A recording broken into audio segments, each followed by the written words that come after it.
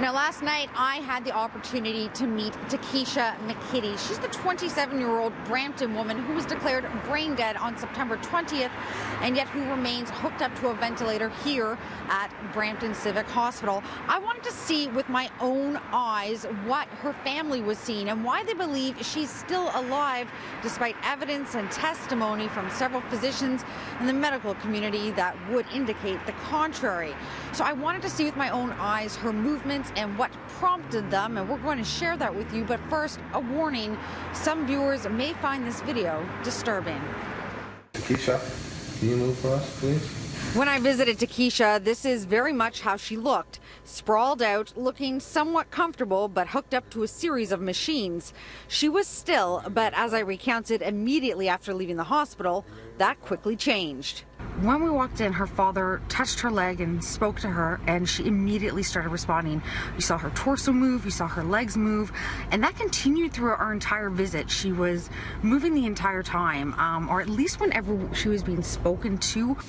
I mean, that's a pretty far distance that she's moving her legs. Yeah. Relax, don't fight too hard.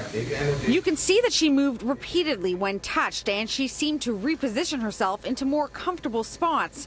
Physicians say that this movement is simply a spinal cord reflex, but her family, who have kept a 24-hour watch since she was first admitted on September 14th, can't accept that. If it's death, then the body should be dead, or maybe, you know, what we see and what we've seen from day one. We cannot accept that. We cannot accept that a living person or a living body is being called a dead person. We can't accept this concept. But the medical diagnosis may not be as important to keeping Taquisha in hospital as before. At issue now is religious freedom.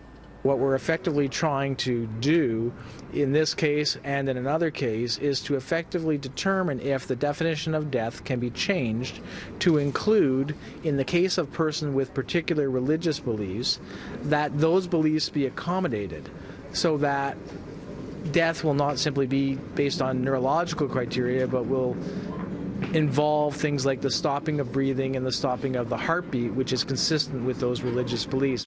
And Taquisha is a Christian. We've always known that the soul is what animates the body. We're very clear. Genesis 1:27-26, Genesis 2:7 tells us very clearly that God breathed life into man and man became a living soul. So the church and the Judeo-Christian foundation of our platform understands that what life is. The law in Ontario hasn't been able to determine what life and death is.